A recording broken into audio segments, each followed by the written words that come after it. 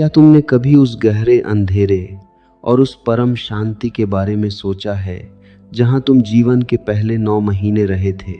मेरी बात को बहुत ध्यान से सुनना। जब तुम अपनी माँ के गर्भ में थे तब तुम सांस कहाँ से लेते थे? तुम्हारे पास फेफड़े तो थे मगर वे काम नहीं कर रहे थे। तुम्हारी नाक बंद थी, तुम्हारा मुंह बंद था। तुम खाना नहीं खा रहे थे और पानी नहीं पी रहे थे। फिर भी तुम बढ़ रहे थे, फिर भी तुम जी रहे थे। वह कौन सी डोर थी जिसने तुम्हें जीवन से बांध रखा था? वह थी तुम्हारी नाभि। आज जब तुम सुबह उठकर नहाते हो तो इस नाभि को बस शरीर का एक मामूली सा गड्ढा समझकर साबुन से साफ करके आगे बढ़ जाते हो। तुम्हें लगता है कि ये बस एक निशान है उस पुरानी घटना का कि तुम कभी पैदा हुए थे, लेकिन तुम बहुत बड़ी भूल कर रहे हो। ये शरीर का गड्ढा नहीं है, ये तुम्हारे शरीर का पावर बटन है।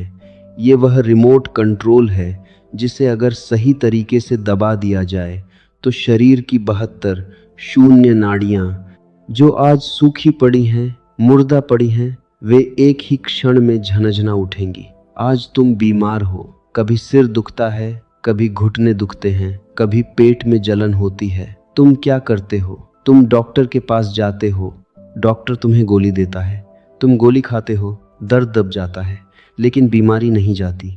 बीमारी बस छिप जाती है किसी और वक्त, किसी और रूप में बाहर आने के लिए। क्यों? क्योंकि तुम पत्तों पर पानी छिड़क रहे हो और जड़ सूख रही है। जरा एक पेड़ को देखो, अगर पेड़ के पत्ते पीले पड़ रहे हों, फूल मुरझा रहे हों, तो क्या तुम एक पत्ते को हरे रंग से रंगोगे? क्या तुम मुरझाए हुए फूलों पर टेप लगाओगे? नहीं, तुम ऐसा पागलपन नहीं करोगे। तुम जानते हो कि समस्या पत्तों में नहीं है, समस्या जड़ में है।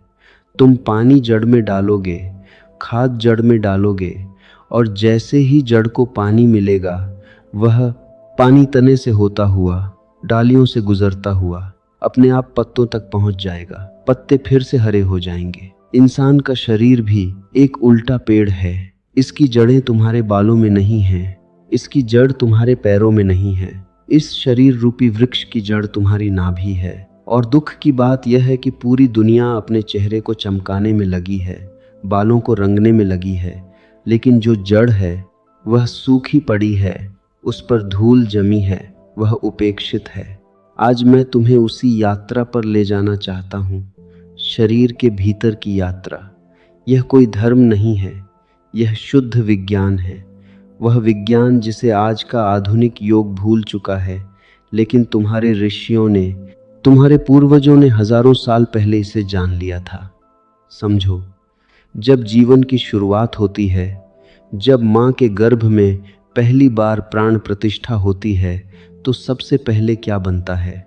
तुम्हारा दिमाग, तुम्हारी किडनी, तुम्हारी त्वचा, तुम्हारी हड्डियाँ, सब इसी एक केंद्र से निकलते हैं। जो बनाने वाला है, क्या वह बनी हुई चीज से ज्यादा महत्वपूर्ण नहीं होगा? नाभि रचयिता है और शरीर रचना है।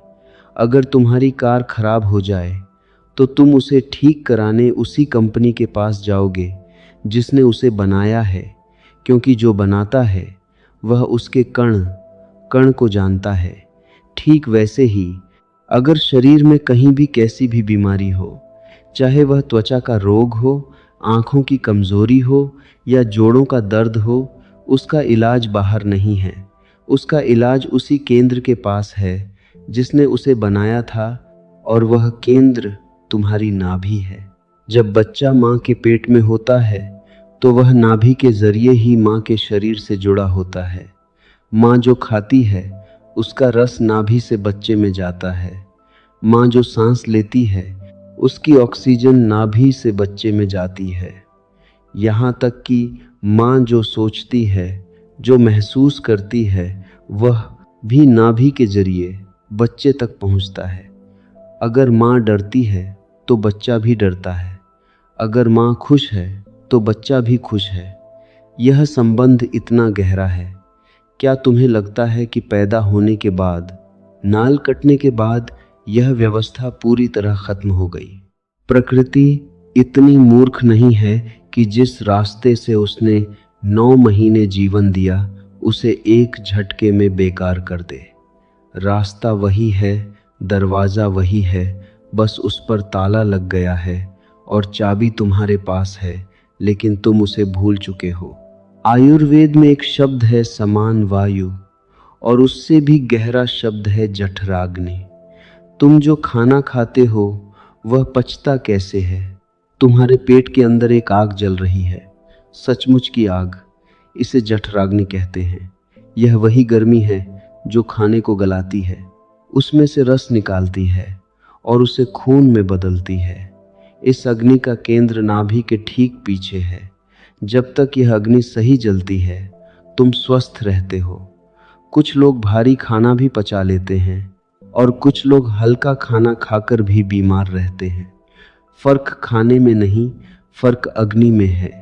जिसकी नाभि सक्रिय है उसकी अग्नि प्रखर है, और जिसकी नाभि सुप्त है उसके लिए अमृत भी जहर बन जाता है। डर लगने पर असर सबसे पहले पेट में होता है। अचानक घबराहट हो तो पेट में हलचल होती है।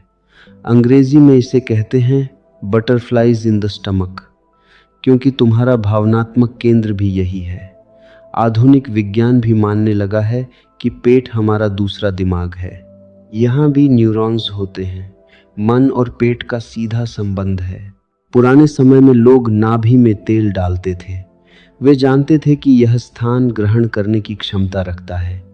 नाभि के पीछे एक सूक्ष्म तंत्र है जिसे पिचोटी ग्रंथि कहा गया। यह शरीर का अपना डॉक्टर है। जब तुम नाभि में तेल डालते हो तो यह उसे सोखती है और शरीर के जिस हिस्से में कमी होती है वहां भेजती है। जैसे घर का मेन बोर्ड ठीक हो तो सारे बल्ब जलते हैं, वैसे ही नाभि संतुलित हो तो शरीर में ऊर्जा का प्रवाह सुधरता है। सरसों का तेल, बादाम का तेल, नीम का तेल, हर तेल का अपना गुण है। सरसों का तेल पाचन और रूखेपन के लिए, बादाम का तेल आँखों और चमक के लिए, नीम का तेल शुद्धि के लिए उपयोगी माना गया है। विधि सरल है। रात को सोने से पहले हल्का गुनगुना तेल नाभि में दो, 3 बूंद डालो, फिर आसपास गोलाई में धीरे धीरे मालिश करो। शांत मन से लेट जाओ। रात में शरीर स्वयं की मरम्मत करता है। उस समय दिया गया पोषण गहराई तक जाता है। डरने की बात नहीं है, जागने की बात है। शरीर टुकड़ों में बंटा नहीं है, यह एक जाल है, एक अखंड संगीत है, और नाभि उसका केंद्र है। जब तक तुम जड़ को सम्मान नहीं दोगे, स्वास्थ्य अधूरा रहेगा। तुम्हें कहीं बाहर जाने की जरूरत नहीं है, बस अपनी जड़ों की ओर लौटना है। उस केंद्र को फिर से याद करना है जहां से जीवन की धारा शुरू हुई थी।